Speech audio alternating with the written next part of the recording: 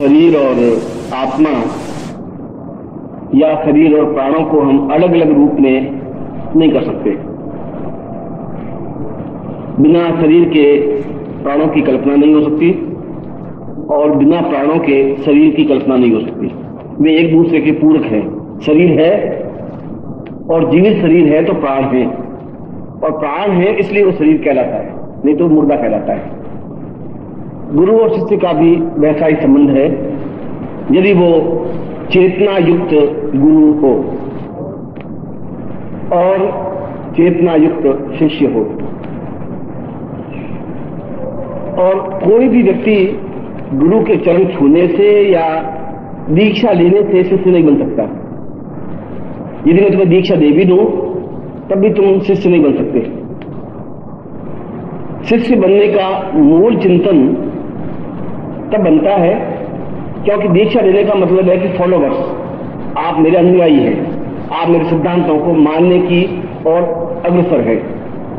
मेरे जो चिंतन है, मेरे जो विचार हैं, तुम उसकी तरफ बढ़ने की और कोशिश कर रहे हो, ये अनुयायी हुआ, अनुयायी शब्द बना। और शिष्य शब्द बनता है जब गुरु और उसका शिष्य का शरीर और प्राणों का संबंध बन जाता है, जब उसके बिना शिष्य रह नहीं सके और शिष्य के बिना गुरु नहीं रह सके। जिस प्रकार से बिना प्राणों के शरीर रह नहीं सकता, उसको जलाना ही पड़ता है, और बिना शरीर के प्राणों का आधार नहीं बन सकता। इसलिए कठोपनिषद अपने आप में एक सुंदर व्याख्या है, और उस कठोपनिषद में इन्हीं प्रश्नों के उत्तर दिए गए हैं।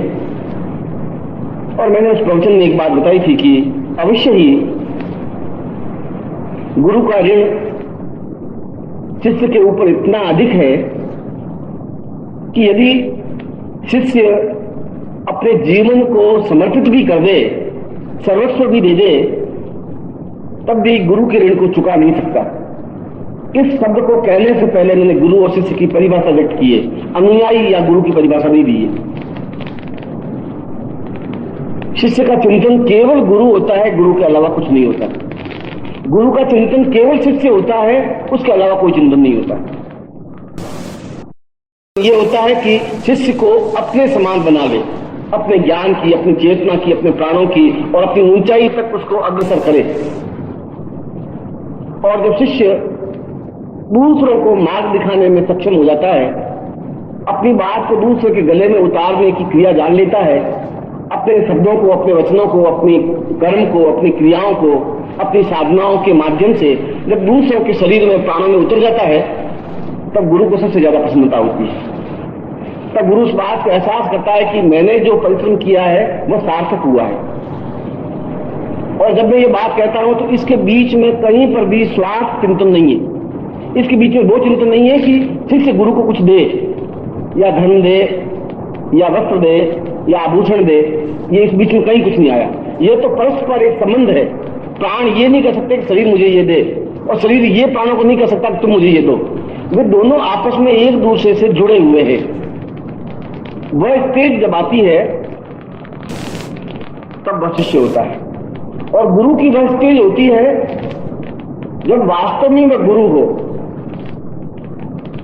वास्तव में गुरु के ऊंचे की स्टेज, गुरु से ऊपर की स्टेज सदगुरु है, जो तुम्हें उस सद का मतलब है पूर्णता की ओर अग्रसर करने की क्रिया। सद का मतलब है पूर्ण, और प्रत्येक व्यक्ति अपने आप में अपूर्ण है।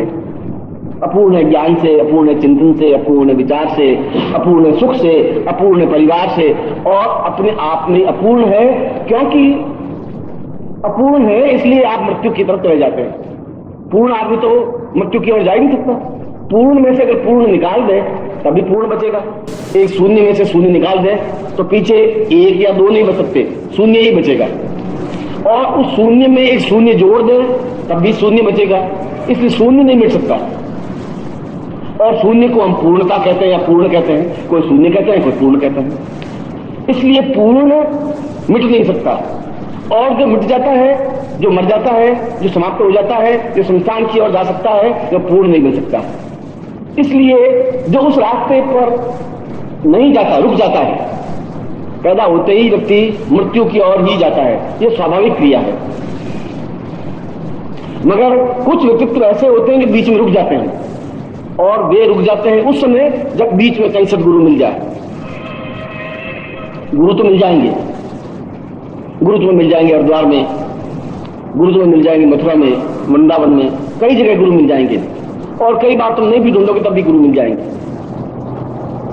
मगर सदगुरु नहीं मिल सकता, क्योंकि सदगुरु आत्मा और प्राणों का पूर्ण रूप से संबंध स्थापित करने वाला हो, वह गुरु है। अगर गुरु खुद स्वार्थी है, गुरु खुद कुछ लेने की इच्छा रखता है, गुरु कुछ पाने की क्रिया करता है, तो वह गुरु तो बन सकता है, उसको हम गुरु कह सकते हैं, मगर वो सदगुरु नहीं हो सकता। सदगुरु तो खुद ही अगर लेने की इच्छा रखेगा तो फिर वो दे भी क्या सकेगा। जब मैं तुमसे कुछ भिक्षा मांगने की कल्पना करूंगा कि तुम मुझे पैर दबाओगे, तुम मेरे पैर धोओगे, तो फिर मैं गुरु बने क्या? क्योंकि इच्छा ही जब मैं खत्म नहीं हुई तो मैं पूर्ण बन ही नहीं सकता। जब मैं पूर्ण नहीं हूं तो मैं पूर्ण नहीं बना सकता। इसलिए वस्त्रों को या शरीर के चिंतन को या शरीर के ढांचे को देख करके हम गुरु को नहीं पहचान सकते।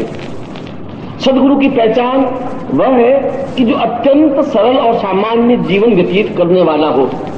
सामान्य का मतलब है फकीर नहीं।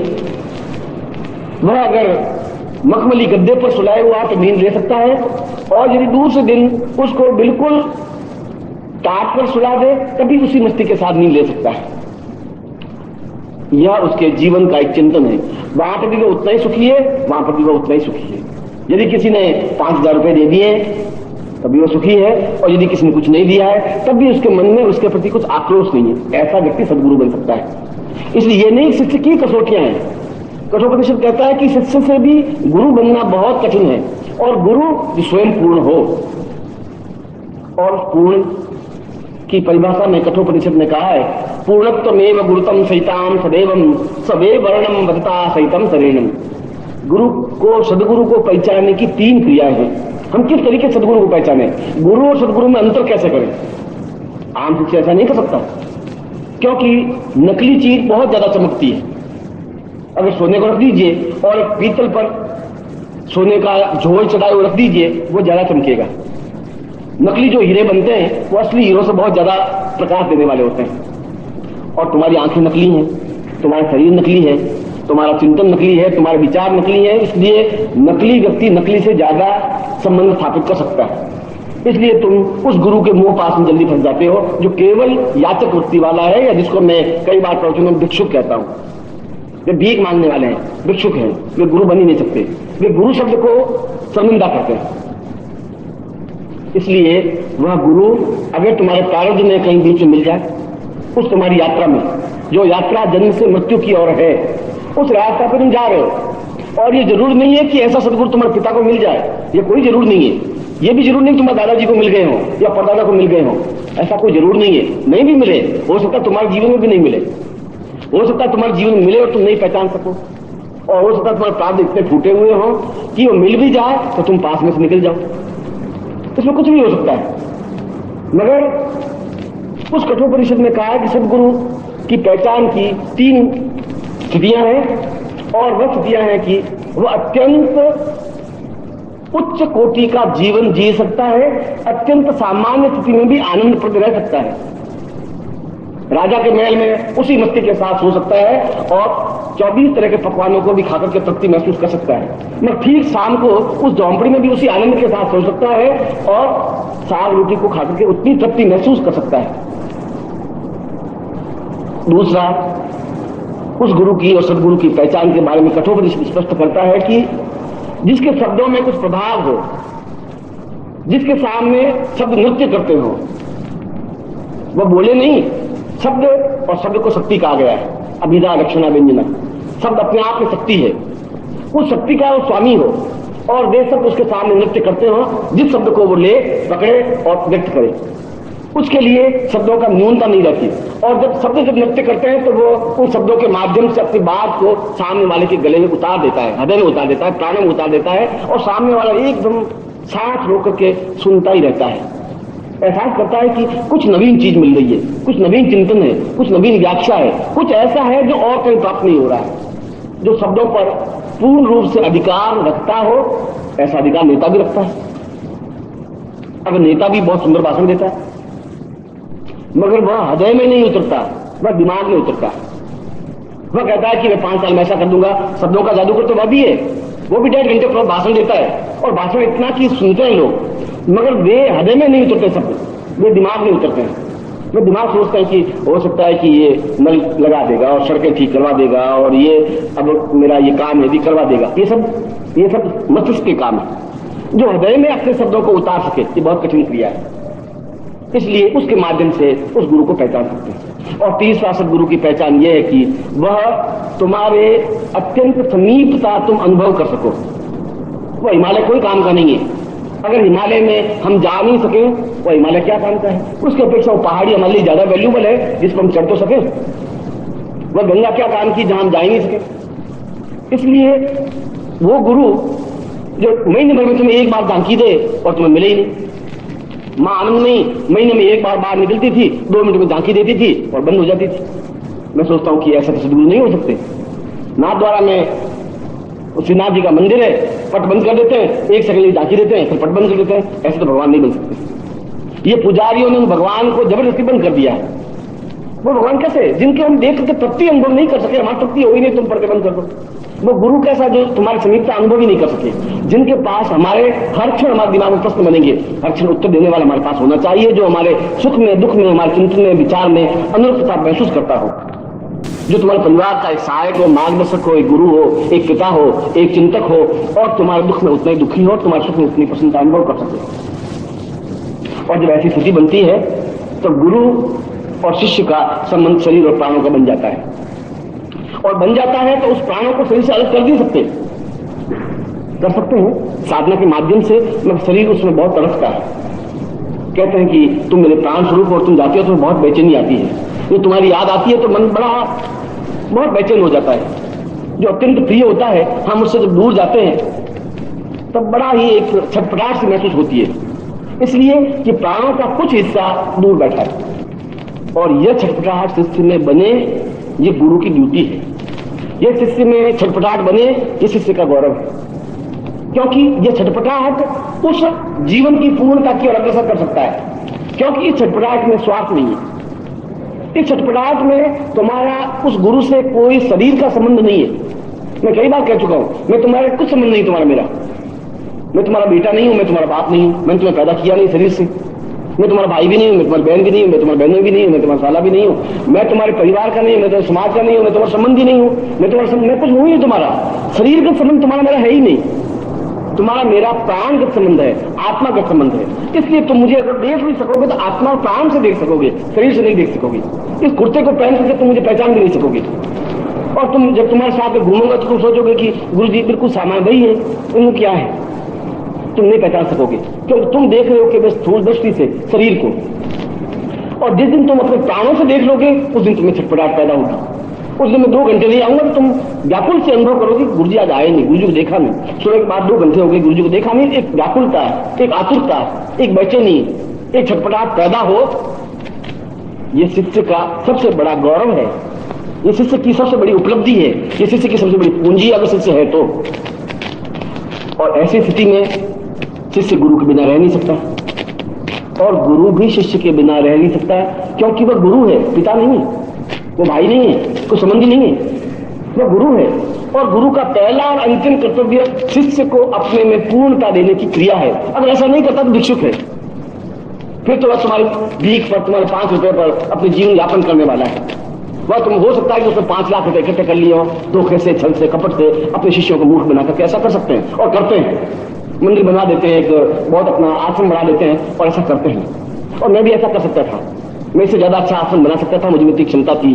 शायद उन गुरुओं से, उनके 1000 गुरुओं को मिला करके जो पिंड बनाया जाए, मैं उससे ज्यादा समर्थ और सक्षम था भी, हूं भी, रहूंगा भी। मगर मैं इस प्रकार के ढकोसलेबाजी में विश्वास नहीं करता कि मेरे पीछे 5000 अनुयायी बने, ये चिंतन मेरा नहीं है।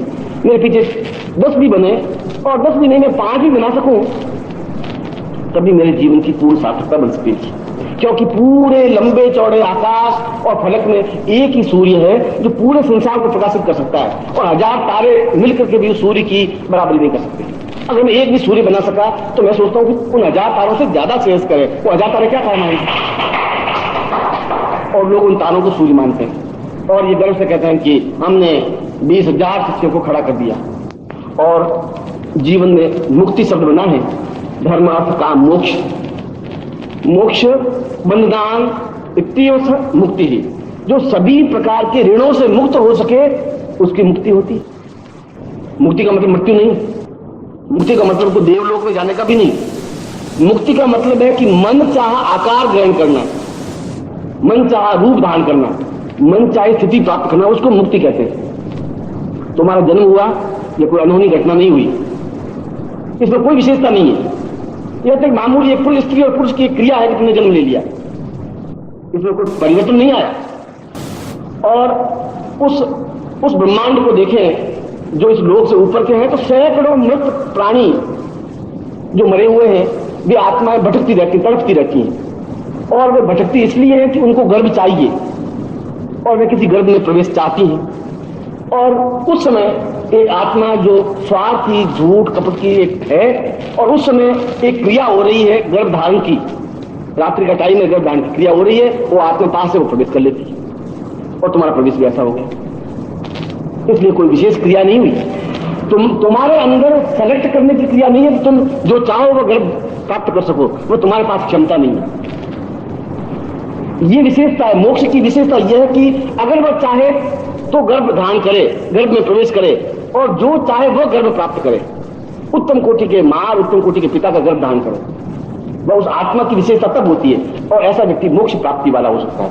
ऐसा भी हो सकता है कि गर्भ धारण करे नहीं और इस जीवन में रहे, सिद्धाश्रम में रहे, और वह 2 साल, 10 साल, 20 साल, 500 साल, 1000 साल भी रह सकता है, और 1000 साल के बाद भी जन्म ले सकता है। राम के बाद और वही तत्व पूरे 2500 वर्षों बाद उस कृष्ण के रूप में देव की गर्भ में जन्म लिया। 2500 वर्ष वो आत्मा रही और अपने आप में पूर्ण सक्षम रूप में रही, क्योंकि उस आत्मा में इतनी ताकत थी। इन दूसरी आत्माओं में सेलेक्ट करने की ज्ञान और चेतना अधिकार नहीं है, उनकी मजबूरी है। और उस मजबूरी में गर्भ में वो चले जाते हैं। वे उस भीड़ में से कोई भी एक हो सकता है वो दुष्ट आत्मा हो। इसलिए कभी कभी बहुत अच्छे ब्राह्मण के यहाँ दुष्ट पैदा हो जाता है, और कभी कभी बहुत दुष्ट व्यक्ति के यहाँ प्रहलाद पैदा हो जाता है, और सोचते हैं कि ऐसा ब्राह्मण शुद्ध सदाचारी के यहाँ ऐसा कपूत मांस खाने वाला कैसे पैदा हो गया। इसलिए पैदा हो गया कि उस समय उन्होंने उस गर्भ धारण करने की क्रिया को जीवन का आधार नहीं माना, एक क्षणिक सुख माना, देह सुख माना। देह सुख से उत्तम कोटि की आत्मा नहीं आ सकती, एक कर्तव्य बोध से उत्तम कोटि की आत्मा आ सकती। और ऐसी क्रिया मोक्ष प्राप्त करने वाला व्यक्ति को सेलेक्ट कर सकता है। हो सकता है 100 साल बाद गर्भ धारण करे, ये उस आत्मा में विशेषता है, तब तक वह जीवित रहता है, पूर्ण प्राण युक्त, चेतना युक्त, शरीर युक्त। इसी शरीर में वह इस पृथ्वी तल से थोड़ा ऊपर उठकर वह किसी लोक में जाके बैठ सकता है। वह फिर उस भीड़ वाली आत्माओं में धक्कम मुक्की नहीं होती। और दुष्ट और अत्यंत क्रूर आत्माएं क्रूर गर्भ चुनती। हो सकता है कि हिटलर की आत्मा उस गर्भ का इंतजार कर रही हो कि कोई ऐसी क्रूर गर्भ मिल जाए और उसमें प्रवेश करे। सामान्य गर्भ उस क्रूर को पैदा भी नहीं कर सकती। इसलिए क्रूर आत्माएं क्रूर गर्भ को देखती हैं। जो माँ बाप बहुत दुष्ट हों, दुराचारी हों, असत्यभाषी हों, उनके पुत्र आप देख लीजिए, मुंबई में, दिल्ली में, कलकत्ता में देख लीजिए, वे हैं उनसे 1 इंच ज्यादा ही उनके बेटे बेटियां होते हैं। उतनी दुराचारी, उतने असत्य भाषण करने वाले, झूठ बोलने वाले, छल करने वाले। और बाप बहुत दुखी होता है कि ये सारा झूठ बोल रहा है। वो ये नहीं देखता कि मैं खुद जिंदगी झूठ बोल रहा हूं, और जब मैं झूठ बोलूंगा तो झूठ ही पैदा होगा, मैं बबूल बोलूंगा बबूल पैदा होगा ही। मैं उस बात को नहीं समझता, क्योंकि उसने उस गर्भ में केवल सुख के लिए गर्भ पैदा कर दिया।